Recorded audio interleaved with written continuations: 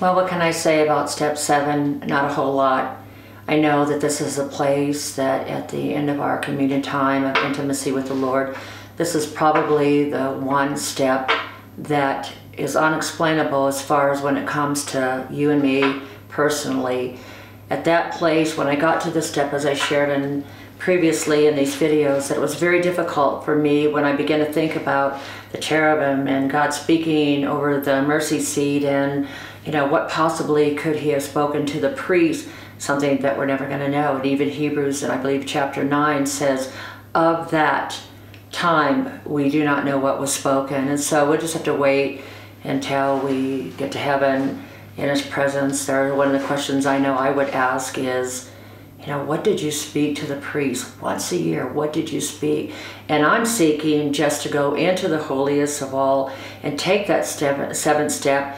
And I know from my experience that there is so much more than I've yet to even experience. I want to experience that I can worship him to the point where I can flow from one song to the other. As I've told you, I picked up about a year and a half ago the guitar because I wanted to offer something in the way of worship to the Lord. I had my kids that all were worship leaders. My son, who's an amazing worship leader, can play so many different instruments. My daughter, who is so filled with the Holy Spirit that she hits that keyboard.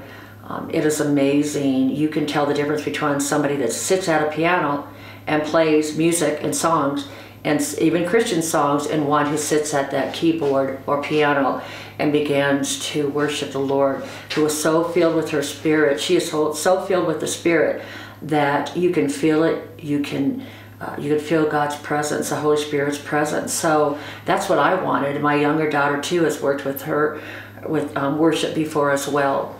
And so I knew that I didn't have that gift. I did not have the gift to pick up a guitar or any kind of instrument and begin to worship what I felt would bring the presence of the Lord, something that I could give and offer to him. So the Lord was gracious to me. My husband was having surgery. I went into a thrift store, which are some of my favorite things to do.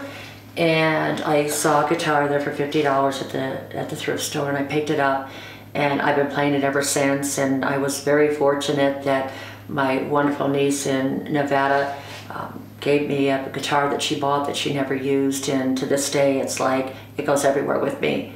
I'm very seldom without it because every day I'm trying to improve. I'm trying to move from one place to the other in worship, that I know at some point I'm going to experience his presence so powerful because I've touched his heart through worship. And so I won't give up, and I keep at it. My guitar, like I said, goes everywhere with me. And every morning during my devotions, when I get to step 7, I pick up that guitar and I begin to play the songs that I know. And all of them are really slow songs, ones that I know will honor him and speak of him and worship him. And so what I want to say in this step 7 is, you're going to have to ask the Holy Spirit what it is that you can take into step 7. The greatest thing you're going to take in there, is your heart. Because I feel like, though we're taught, I believe, that when the Father is looking at me, he is only going to see Jesus because of the blood. But I do know and believe that he hears my heart. So the greatest thing, besides my desire to worship him, is that I know he has my heart. I know he has my heart. I love him. I want to continue to grow deeper in love with him.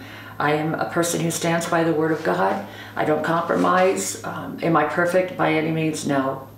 I'm not perfect. I have so much in my life that if he let me live for a long, long time, I would still be learning things that I needed to learn concerning him and his word. And as I put in the book that I'm writing, to know him is to love, love, love him. A song from many years ago that was sung, and I think it's so true. How do you love somebody you don't know? So that's why we take these steps. That's why we get in the Word. That's why we communicate with him. That's why we talk to him in private, in person. Close your closet. And again, if I didn't say it in the introduction, when you start these steps, you need to have a quiet time. Because I'll tell you, the enemy knows exactly how to interrupt you. But when you get to this place, I just want to encourage you, pray about what you can bring. I know you can bring your heart. I know you can bring your heart.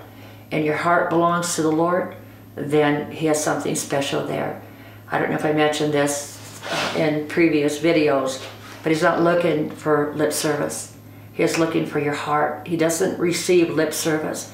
And a lot of times that's what we want to give him. And that's where you need to move from the lip to the heart, to heart's passionate about him. So therefore, I encourage you, take some time out. Only you and the Holy Spirit can figure out what besides your heart even. And your heart is enough. If that's all you have, that's enough, because that's what he's looking for.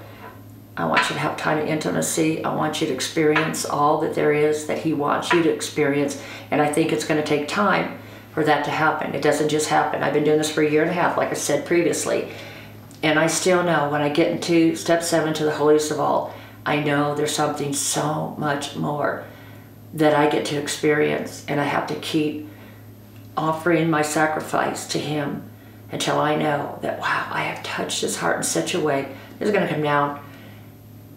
And I'm going to feel his presence, his manifest presence, because we all feel his presence, but his manifest presence. So that's what step 7 is all about, the holiest of all.